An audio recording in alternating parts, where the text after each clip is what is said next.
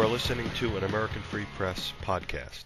Joining me on the line is Merlin L. Miller, a U.S. presidential candidate with the American Third Position Party. Merlin, thanks for joining us today. Thank you, David. It's a pleasure to be with you. Merlin, I want to get into great detail about the party and your positions and everything else about your run for the presidency. But before we do, for the benefit of the listeners, can you give them a little bit of background about who you are, where you were born, and run the gamut, as detailed or as non-detailed as you'd like? Sure, David. And without trying to bore your listeners, I'll start with the fact that I was raised in Iowa and to parents who were actually pretty poor. We were raised in poverty, but they were fortunate. They worked very hard and got themselves into the middle class. So we were very lucky. There was three of us kids, and I was fortunate to be the first and only one in our family to get to go to college. And I received a nomination to West Point and went and attended the class in 1974. And it was just an incredible opportunity for me. It opened up a world of opportunities, and I'm very fortunate to have gone. And of course, the class of 74 has a few people serving our country right now in positions of high responsibility. So I'm very honored to be a part of that class.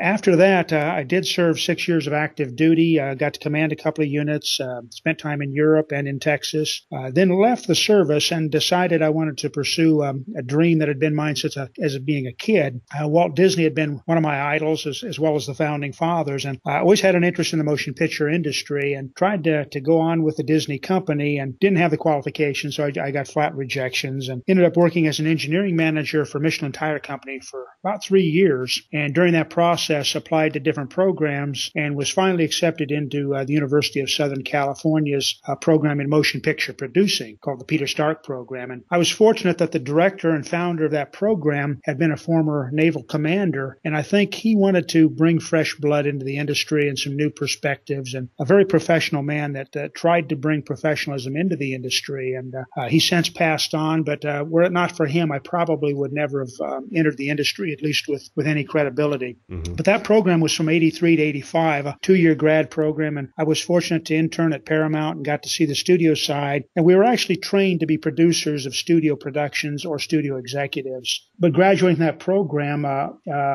realized really in the industry that it's very controlled and had nothing to do with your talent, your merit. And having graduated high in the class, I thought I might have some opportunities, but the only opportunities for people like me from the Midwest with traditional values was working independent films and little guerrilla films. So that's what I did to get some experience. Spent about 10 years out there. We had all 4 of our daughters while we were living in California. Very difficult to support a family when you're not making any money. So we eventually, and I was disillusioned with the quality of films coming out of Hollywood and lack of any true opportunities with somebody that I thought should have been able to get some opportunities, things going. There were 20 of us that graduated from my year group in USC, and 5 were Jewish, and those 5 went on to make some incredible big motion pictures, not necessarily good motion pictures, but some very high-profile motion pictures, and due to this very day. With one other exception, I'm the only other graduate from our class that still considers himself a part of the industry, and that's pretty typical of all of the year groups at USC and in the industry. So it's a very controlled environment. And unfortunately, I think that's sad for our country because it limits the perspectives on entertainment that comes out of Hollywood.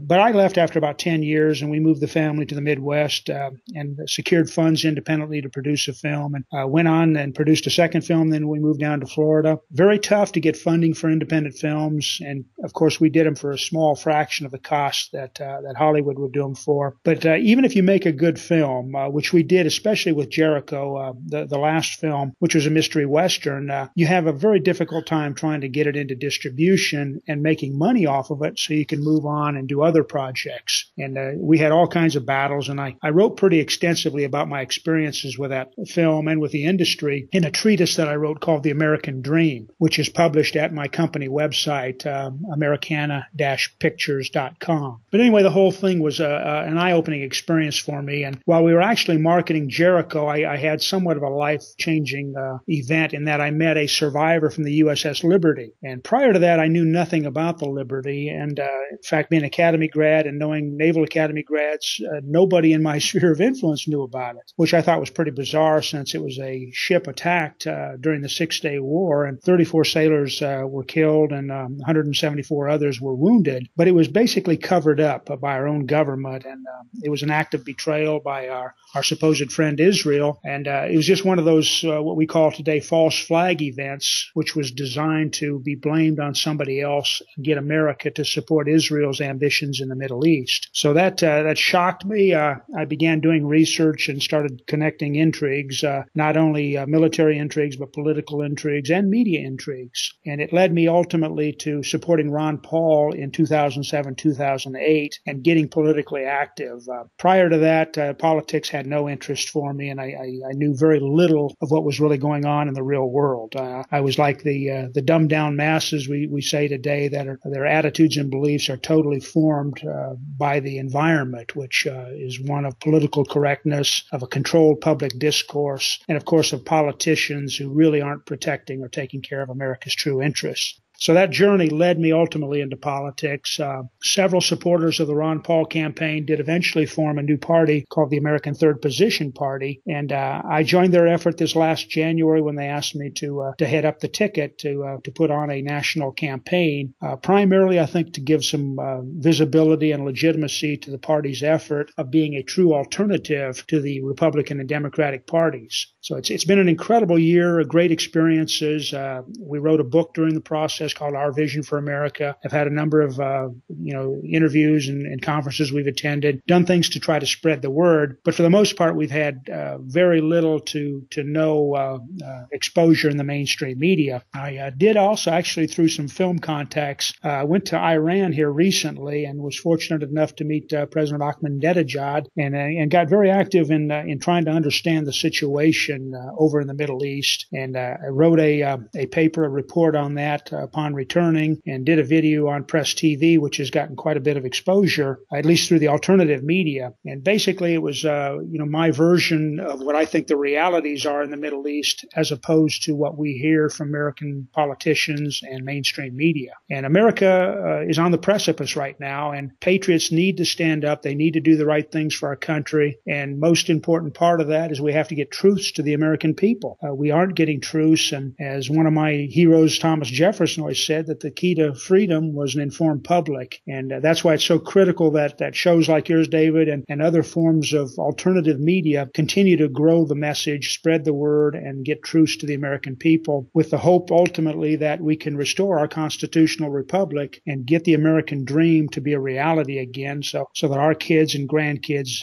have prospects for a good future. Very well said. I couldn't agree with you more on pretty much everything regarding getting America back on its feet again. I just hope we can. I don't know. I don't know if it's too late. But as far as the USS Liberty, when was that year that you discovered it? And I believe it was late in 2001 or early in 2002 while we were doing some marketing for Jericho. And so about 10, 11 years ago is when I first learned of it. Right. It's funny because most people don't come to the conclusions that they do until some things or one thing happens, one particular event. For a lot of people, they woke up after that cast lead invasion by Israel. A lot of people woke up when they found out about the Liberty, because there's so many people who still don't know about it. It's incredible. And you're right now in the process of making a movie about the Liberty, is that right?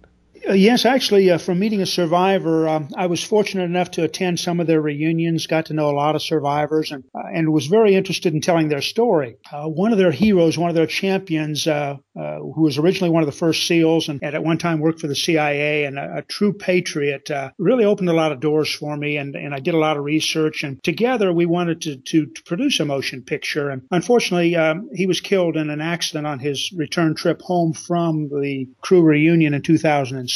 And he was going to meet later that summer with me to help executive produce the project. Unfortunately, of course, with his death, that project was killed. And about 2 years later, I finally went ahead and decided I'm going to proceed with it and wrote a screenplay. And based on the realities that we don't have the kind of funds or capability to do a major production, I developed the project as though it's a modern day story of political intrigue, which connects the USS Liberty to what's going on in the Middle East today. And it's about a journalist journalist who has to make that connection and ultimately go underground to prevent the war on terror from becoming World War III. So we've entitled the project False Flag, and the screenplay is actually posted at our website at Americana-Pictures.com, and I'm looking for support for it. In fact, that's why I attended the film festival in Iran.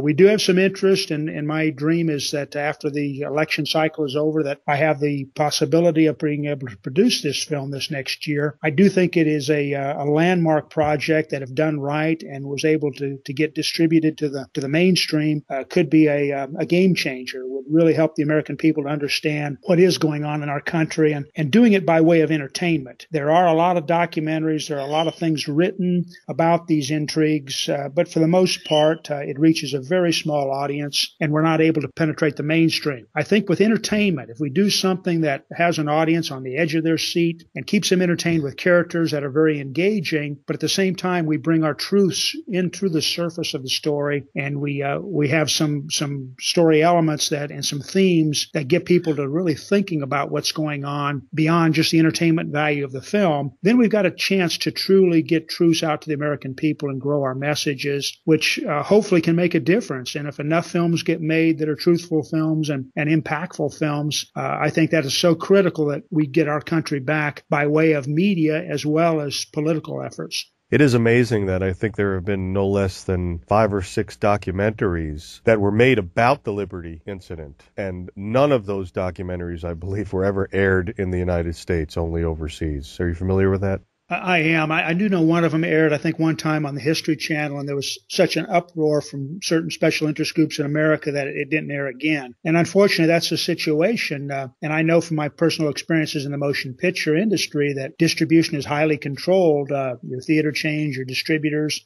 We did find out, though, with Jericho that if you have a good project, if you have your own distribution capabilities, you can get it out there. The problem is most independent filmmakers just don't have those capabilities. Mel Gibson being an exception, though. If you remember with his The Passion of the Christ, no distributor showed any interest whatsoever in that project. He had to self-fund it, and then ultimately he developed his own distribution effort to get it out to the public. And with a superstar's name, credibility, and with his funds, he was successful in getting it out there and making a film that did gross a lot of money. But that's usually not the case for most independents, and that's the battle we have in building an alternative to Hollywood, is that it takes our own infrastructure. We can't go through the barriers of Hollywood. We have to build our own industry as though Hollywood does not exist, which unfortunately does require a lot of money. Right. Who were those special interests who were upset that the History Channel had aired a documentary about what happened to the sailors on the USS Liberty? Well, it's usually the usual suspects. It begins with AIPAC, the American Israel Political Action Committee, the Anti-Defamation League, the Southern Poverty Law Center, all of these groups which supposedly monitor hate groups. If anybody brings the realities or the truths about what goes on in the world, and if it's in any way critical of their agenda, of their protected, turf, then they're going to try to brand you as something you're not and put up every barrier they can to prevent you from having success in getting your messages out to the public. And these people could be considered, and these groups could be considered anti-American and traitors. I don't think that that's too strong of a term. No, I think clearly they're agents for foreign interests. They are not serving the American people. Hollywood isn't going to fund your effort, your film. And you said that you were in Iran looking for help to perhaps fund this project, which would be great, because I also believe that if the type of film that you're talking about was made available to the American public, who unfortunately is on the whole abysmally ignorant about this topic specifically, then that might, as you said, be a game changer as far as relations with our ally, quote unquote. Did Iran show any interest in helping to fund the project? Well, not directly. I think they would love to help. Of course, they've got sanctions. They've got all kinds of problems they're dealing with themselves right now. So it'd probably be a very difficult prospect for them to help. But I think the cultural bridge, the fact that they are under the gun themselves and they're reaching out to try to convey to the world that they simply want peace and want to be left alone. And I think that they're very welcoming of trips like the trip that I made and any effort that we can make to bring truce to to the surface and help their cause and help the cause of peace, I think they would try to support and do whatever they could. And of course, they're going to protect their own self-interest. But I was very impressed with them as a people and as a nation, and I certainly don't see them, the way our mainstream media portrays them. It's just it's not the reality. Right. And you actually met with the president for about half an hour, right? Well, actually, I had two meetings. The first one was at a festival event where I gave a short presentation, and the president was there and gave a speech. And I think my presentation impacted him to where I was given a gift there at the conclusion of that ceremony for that event. And I asked if it might be possible to have a private meeting with him, which he then granted me. And a couple of days later, I went to the presidential offices and spent about 20 minutes there with him in his offices. And a few minutes of that, he actually spent writing a message in the gift book that he had given me, which was a really nice book of poems by Omar Khayyam. So it's a treasure that I have and will always treasure. But I found him to be a very humble, a man of integrity. He looks you in the eye. He had a firm handshake. He seems very concerned for his people, very concerned. And when I asked him what messages I could bring to the American people, he basically reflected truce.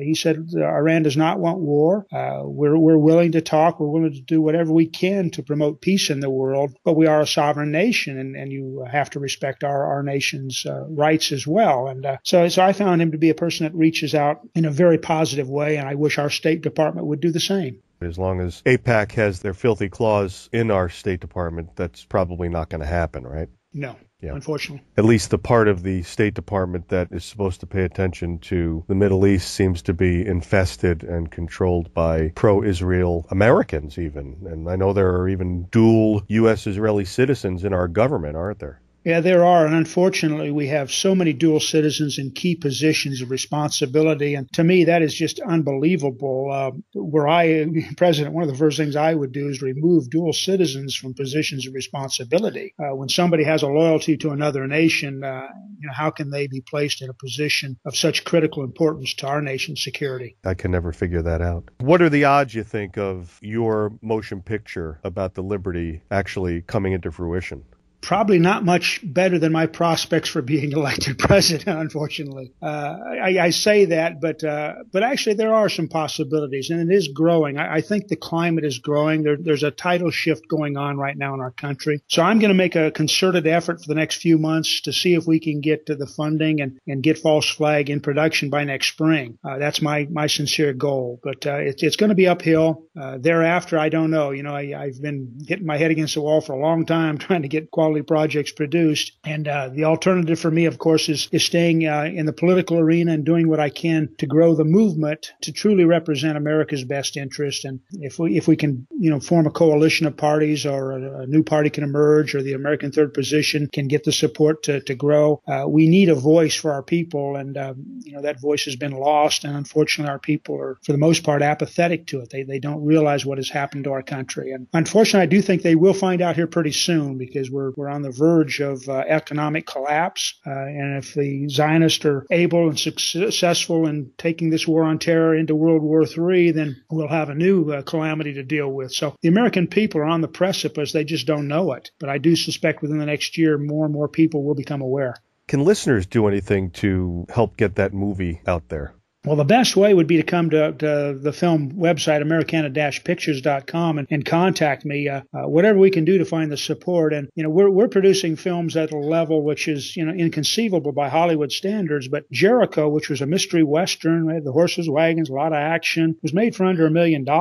False Flag, also being a political thriller, can be made with high quality and for less than $1 million. So we're not talking great sums of money relative to what Hollywood would spend. Of course, relative to my lifestyle, it's a fortune. But that's the kind of support we would need. And I think there are all kinds of alternatives developing for distribution, especially through the internet. And we may just find some support out there if we can produce a quality film. So I think there are some prospects, but with no certainty. Mm-hmm. Well, I'm sure that anybody listening and understanding the importance of the Liberty will take a look at your website and help you, because I don't know how many people there are who are aware of the Liberty, but could you imagine if at least all the people who are aware of the Liberty, who are listening to this, just go to your website and chip in some money? I mean, this could be a real group effort to finally expose these people for what they are. Well, that's true. And with a certain level of funding support, then you can find other elements that'll come forward and help you. And sometimes it just takes a small catalyst to get things really rolling.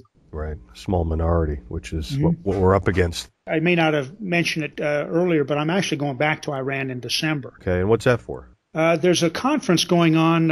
It's actually a public relations conference for the Islamic world to basically try to get their message out that there should not be the great differences, there should not be the demonization, and that they want to reach out to not only the Christian world, but to all the global community with peace and have their message conveyed in such a way that it's truthful. So this conference is going on with that purpose of trying to build bridges and to develop a strategy and a game plan so that the Islamic world has a public relations game plan that can counter all the demonization that they've been going through. Boy, they have really been having all this stuff heaped on them from this monolith of a mainstream media that we have here. There's only controlled by a few families. Have you researched the families themselves, the entities that control the bulk of the mainstream media in the United States? Well, yes, I have. And of course, it goes back to Jewish control and ties into, of course, the Rothschild banking empire and all, and very Zionist centric in their approach. And of course, it's very concerning to me. And my hero, Walt Disney, of course, experienced this, nearly 100 years ago. But at that time, the industry was not as totally controlled as it is today. Unbelievable. Let's talk about your run for the presidency, because this is pretty huge, I think. And the reason that it is because I'm in New Jersey, and that is one of the few states that you're actually on the ballot for. Isn't that true? It is. We're on in Tennessee, Colorado, and New Jersey, and we have write-in status in about a dozen other states. That's terrific. I have somebody to vote for. I can't believe it. As I told you earlier, I was just going to give up because what's the use when you have Moe and Curly or whatever you want to call them? You've got Obama and Romney. You're going to get the same group, really, controlled by the same people. They're controlled by the same special interests, aren't they?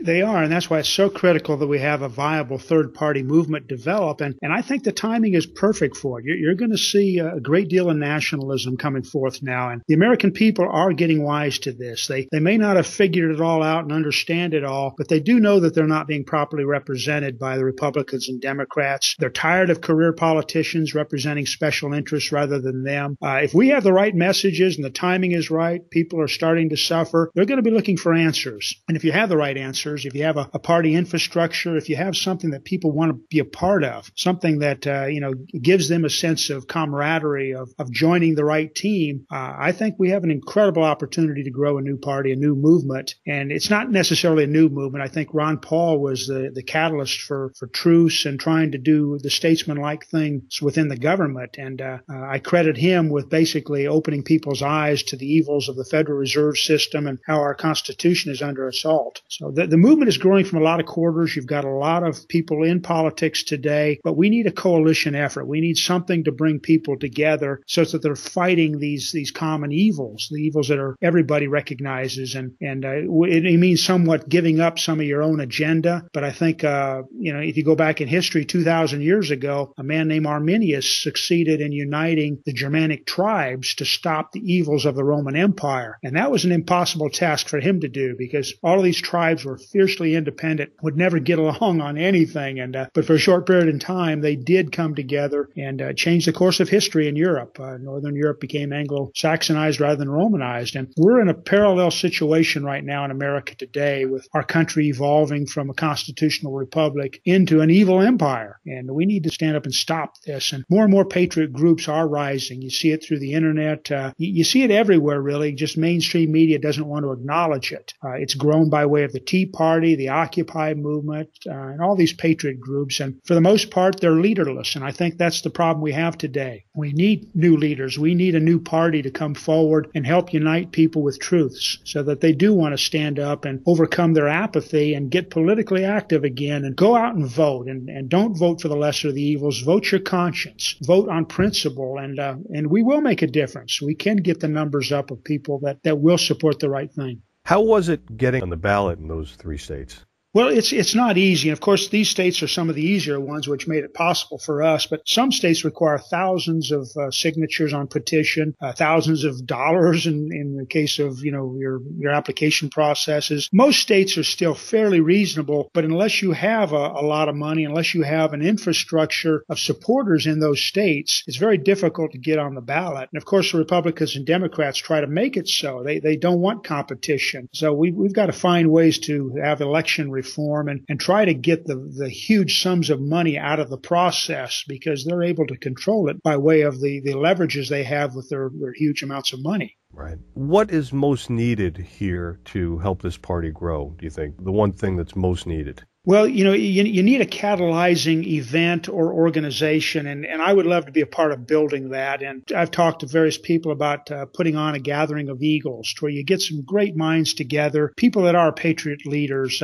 Perhaps some of the other parties would have an interest in joining in this, and put the common good first and forget and leave at home all of your differences and put America first again. And those critical issues, and in our party platform, there are probably 3 or 4 issues that I think most every American would agree with. And if we could get a united consensus on those most critical issues, I think we'd have a party movement that would grow phenomenally fast, and would be a very powerful force within probably just a couple of years, and maybe very quickly if we do have a collapse or other things happen this next year. I just want to go over the party a bit. Now, I did watch that terrific video on your website, which is merlinmiller2012.com. It's only about 3.5 minutes, but really it packs a lot of information in there. And I did take a couple of notes, and the motto for the party would be liberty, sovereignty, and identity. Is that right? It is, yes. Liberty pretty much is self-explanatory, so sovereignty, so we're not beholden to any other foreign nations. What about identity? What exactly do you mean by that? Most of the founding members of the American Third Position Party came from Ron Paul's camp, but Ron Paul tends to be very libertarian, and the one difference they had, and I think was one of the reasons they wanted to form a new effort, in addition to the fact that they knew Ron Paul would be marginalized, was that they wanted to address our sovereignty and our identity as a nation. And some of them would be called white nationalists, in some cases falsely called white separatists, or other derogatory names. But from my perspective, that's not the case at all. Those are false brandings. Most of these people truly want a level playing field. They want our Constitution back. They've experienced discrimination themselves, a form of reverse discrimination. And if you look at what has happened to our country, especially since the mid-60s, we were 90% European derived. And for our first couple hundred years of our nation's history, the founding documents for our founding fathers and all the efforts that went into building this great country were for the most part by Europeans, European Americans. And we were 90% European derived until the mid-60s. When the Immigration Act of 1965 came into being, that altered everything. It threw that upside down. And today we're about 2/3 European derived and predicted to be a minority within the next 30 years. Now that's really bizarre. That's a bizarre attack on a nation's identity, and most people aren't even aware of it. But if you study this and you realize, no, there is an agenda afoot, and this is a very destructive thing for our nation. And I think that was the catalyst for identity being a part of the platform for the American Third Position Party. Not that they have any animosities toward other ethnic groups, religions, or races, or languages, but we are America, and we want to preserve what was important in building our country. We want to preserve our traditions. We want the English language to be the language of America. We don't want massive immigration dispossessing the white majority in America. If that happens, like the Tower of Babel, we will truly lose the special qualities that we had in making our nation strong and special. So, like I say, there's no animosities to other groups, but other groups do have their own interests. And in our opinion, they're not necessarily the best interests for our country. So we have to stand up and make sure that the field is level, that we don't have affirmative action laws or quotas, special mandates coming from the federal government, which are advantaging some groups and disadvantaging other groups. That's simply not fair. I don't believe in discrimination against any group. I think it's unreasonable to do those sort of things. And I think that is one of the reasons that I was brought in to the American Third Position Party, was to try to moderate that message and say, hey, this is about America first, and we just want to protect everybody's interest, but that also includes the white majority. Right. And of course, that 1965 change in the immigration law has been detailed by one of the party's significant members, and that's Dr. Kevin MacDonald. He showed how that actually was done. You're familiar with all that, right? Yes, I am. And he's a great scholar. I've got great respect for Dr. Kevin MacDonald. He studied exactly how it was that the United States government adopted a shift to allowing more immigrants into the country and who was behind it. And I think it's probably safe to say that Jewish groups were behind it. Isn't that right?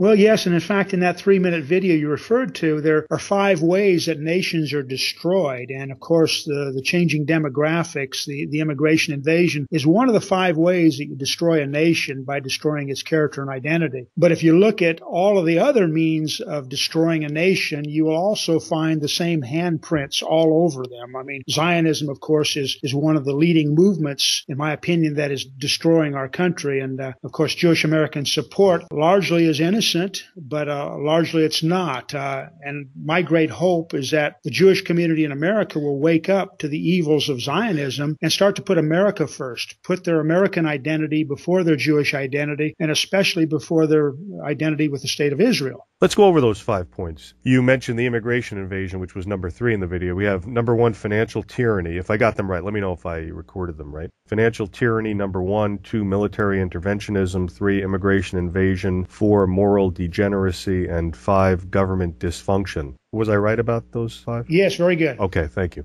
The first one, financial tyranny. What exactly do you mean by that? Well, there are 2 aspects of this, in my opinion. One, of course, is our currency. We've got a currency that's been debased. Almost 100 years ago, the Federal Reserve System, a group of private bankers, really took over the control of the issuance of our currency and the establishment of rates. The Treasury should be responsible for that. And of course, our Constitution says that our currency should be commodity backed by silver or gold. And of course, right now what we have are banker controlled currency, and it's a fiat currency. They can create it out of thin air, which of course then devalues the value of everybody's existing currency. So we've got that debasement of the value of our currency ongoing. And of course, then all of those funds are then paid with interest charges back to the private holders of the Federal Reserve banking system. It's been organized theft from the American people for nearly 100 years, and most Americans are not even aware of how this works. So that form of economic tyranny, of course, is at the heart of all of these evils, because this banking system funds so many of the other things that are at play to destroy our country and destroy the world. The other aspect of financial tyranny is, of course, what's going on with the production. We're losing production in America. It's going overseas. It's being outsourced. And of course, our laws, our politicians are betraying the American workers, are betraying American companies. We have a tremendous need to impose tariffs again on goods coming into this country, simply to level the playing field. Right now, we're operating under these so-called free trade agreements, which are not fair in any way. They advantage multinational corporations and they advantage our foreign competitors, which is why so many companies are moving out of America to where they can go to the low-cost labor sources. And we can't compete against that. We need to level the playing field with tariffs, protective things, which these other nations do against our imports. So we just need to be smart. We need to free our business people, get the government out of everybody's lives so we don't have all these taxes, all of the red tape, preventing our entrepreneurs from creating and preventing our workers from being able to compete again. So that's the other half of the financial tyranny that's going on right now in America. And number 2, military interventionism. I think that's pretty self-explanatory. You mentioned, I didn't quite catch a number, about 140 places we are right now.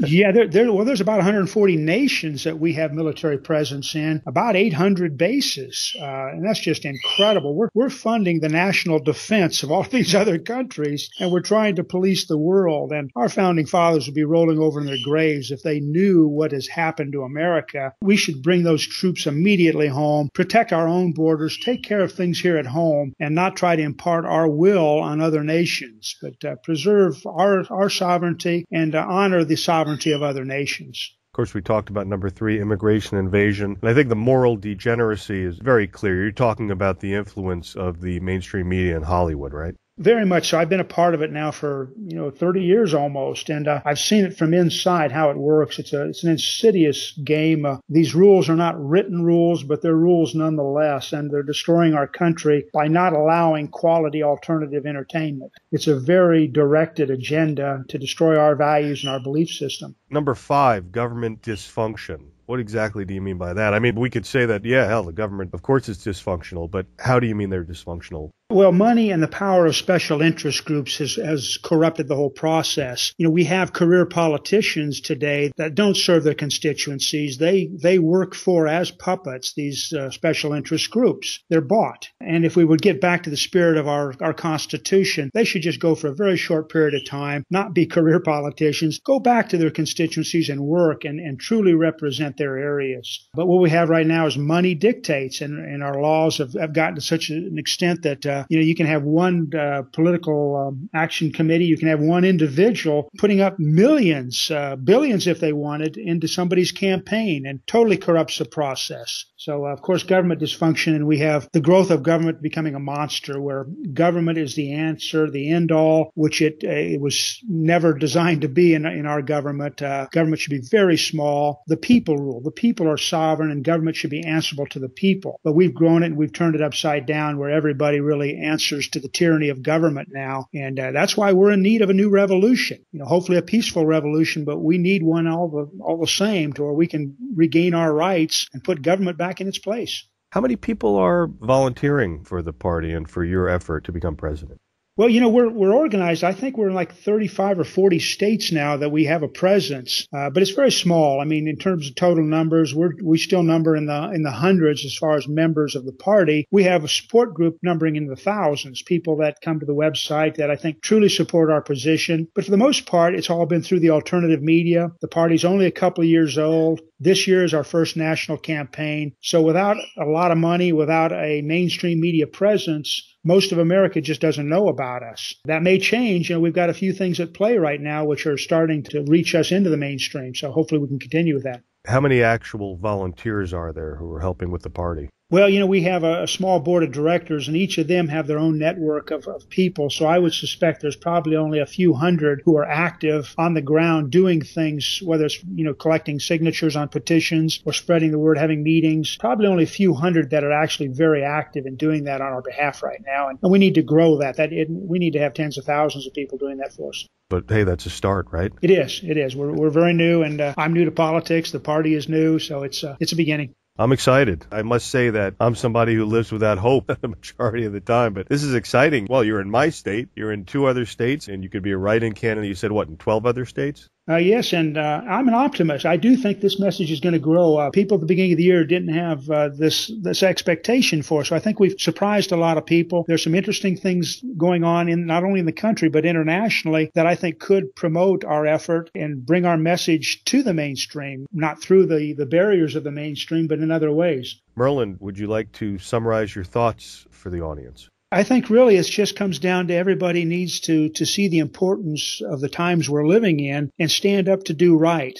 Family is so important, and we've forgotten our faith. We've forgotten our family. We've been distracted by everything imaginable, whether it's wars, whether it's decadence in media, all aspects of our lives, the laws which affect our work lives and affect the home and affect our kids through education. We have so much we need to stand up and put a check on. And if people will overcome their apathy and stand up and say, I am going to vote for my conscience, I'm going to do the right thing, and not support the perpetuation of this evil, then we can take our country back quickly. And I do believe it's coming, and we need to do it soon. If we don't do it within the next few years, I do think America's lost. But I am an optimist. I do see an awakening going on. I see it in the military. I see it in our intelligence services, and I see it in the general public. They don't have the answers yet, but if we can provide them the answers and get our word out to them, then I think we can rally a lot of people together and make a difference. So I hope that people will stand up and help. Merlin L. Miller, a 2012 presidential candidate for the American Third Position Party. I want to thank you so much for the time you spent explaining all this to the listeners, and thanks for doing what you're doing, and thanks for caring about the country the way you do. And I would just encourage the listeners to go to the websites. Go to merlinmiller2012.com. Go to americana-pictures.com. Take a look around. Merlin, thanks again so much. Thank you, David. Appreciate your help.